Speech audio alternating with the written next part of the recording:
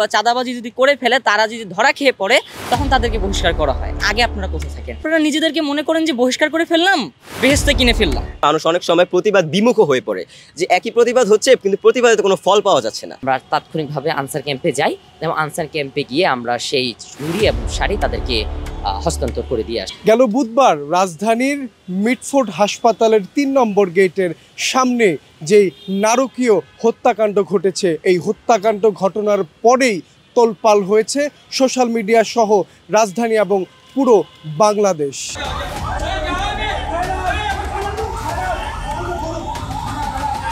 এর মধ্যে এক অভিনব প্রতিবাদ ভাইরাল হয়েছে সোশ্যাল মিডিয়া সহ বিভিন্ন প্ল্যাটফর্মে। শিক্ষার্থীদের এমন অভিনব প্রতিবাদকে স্বাগত জানিয়েছেন অনেকে। আজকে আপনাদের সাথে কথা বলিয়ে দিব সেই ৩ জন শিক্ষার্থী যারা আনসার বাহিনীদের সদস্যদেরকে চুড়ি এবং শাড়ি উপহার দিয়েছিলেন।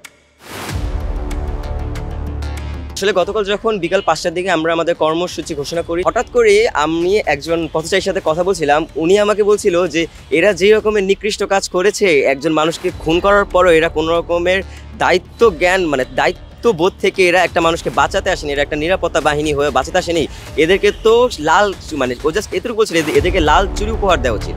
সেইখান থেকে হঠাৎ করে মাথায় আমার আসা যে এরা যে নেতিবাচক কাজের সাথে জড়িত বা যে নেতিবাচক কাজের ভূমিকা এরা রেখেছে, এদেরকে আমাদের লাল চুড়ি আর শাড়ি দিয়ে যদি আমরা এদেরকে পুরস্কৃত করতে পারি, হয়তো যদি তখন তাদের মধ্যে দেশের আইনি মানুষ হিসাবে তাদের মধ্যে নিজেদের দায়িত্ববোধটা ফুটে ওঠে।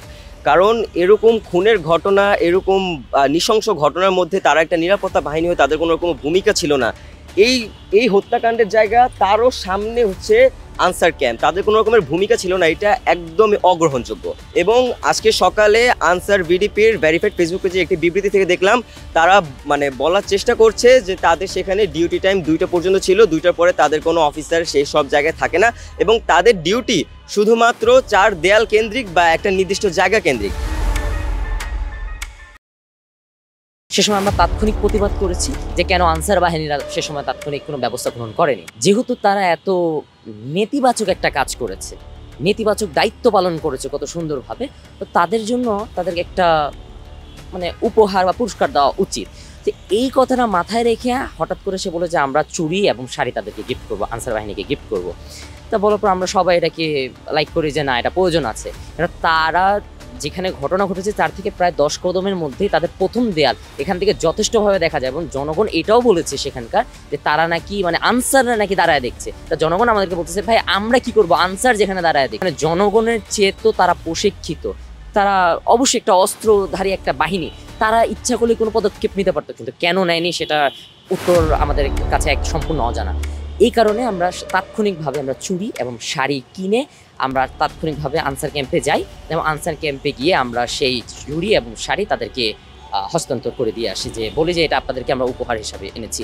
কেন আপনারা যে নেতিবাচক যে কাজটা করেছেন সেটা খুবই নিন্দনীয়। তার সাথে সাথে তারা এটাও দাবি করছে যেখানে হত্যাকাণ্ডটা হয়েছে সেই স্থান থেকে নাকি আনসার ক্যাম্পের যে মেন গেটটি রয়েছে সেটা একটি 100 গজ দূরে, কিন্তু প্রথম দেয়ালটাই হচ্ছে সর্বোচ্চ 10টা কদম বা 5-6 কদম বা সর্বোচ্চ 10 কদম দূরে। এবং আমরা যখন সেটা তাদের গেটের সামনে রেখে আমরা ব্যাক করি তখন সকলেই জানতে পারলো, যে যারা ছিল না সকলেই জানতে পারলো যে আমরা আনসার বাহিনীদেরকে চুড়ি এবং শাড়ি দিয়ে এসেছি।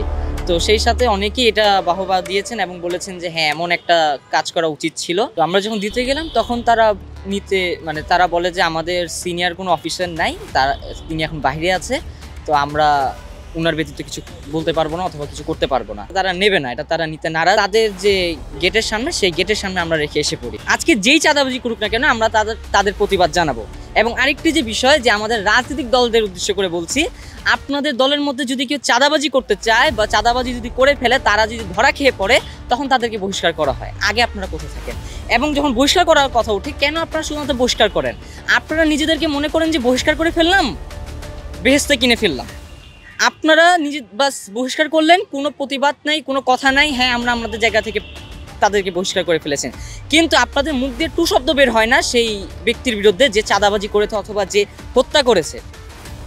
প্রত্যেকটা রাজনৈতিক দল মাথায় রাখতে হবে আপনাদেরকে, আপনারা নিজের ক্ষমতার জন্য কাজ করতেছেন না, আপনারা দেশের জনগণের জন্য কাজ করছেন।